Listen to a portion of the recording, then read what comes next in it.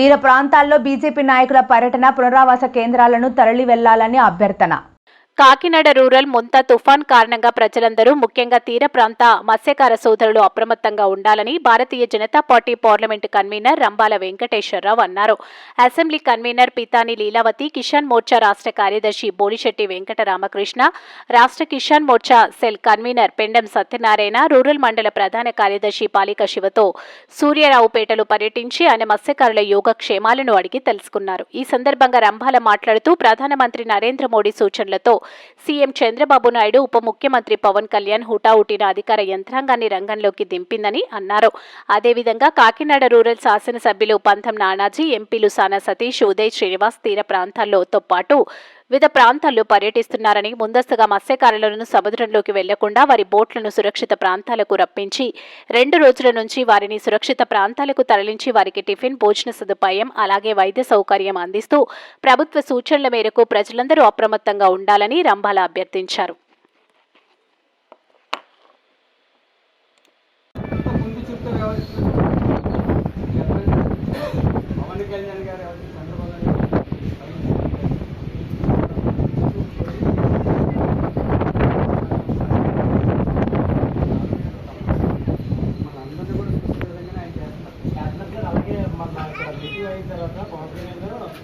విజయవాడ అసెంబ్లీలో పెట్టాడు.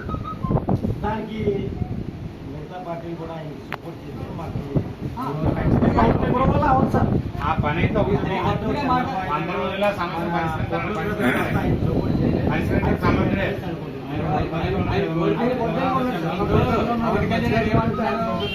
ఈ కూటమి ప్రభుత్వం 15 సంవత్సరాలు ఉండాలంటే ఏంటి, చేస్తేనే అవుతుంది కదా.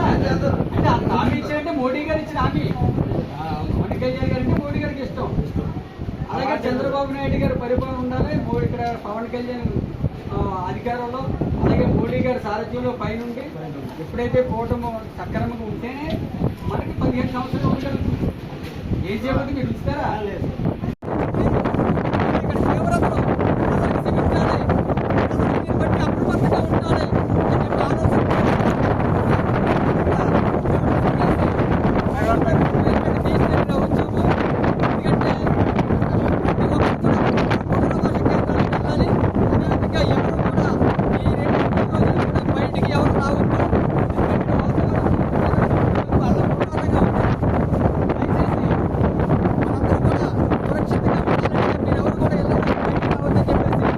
భారతీయ జనతా పార్టీ తరఫున హెచ్చరిక జారీ చేస్తున్నారు.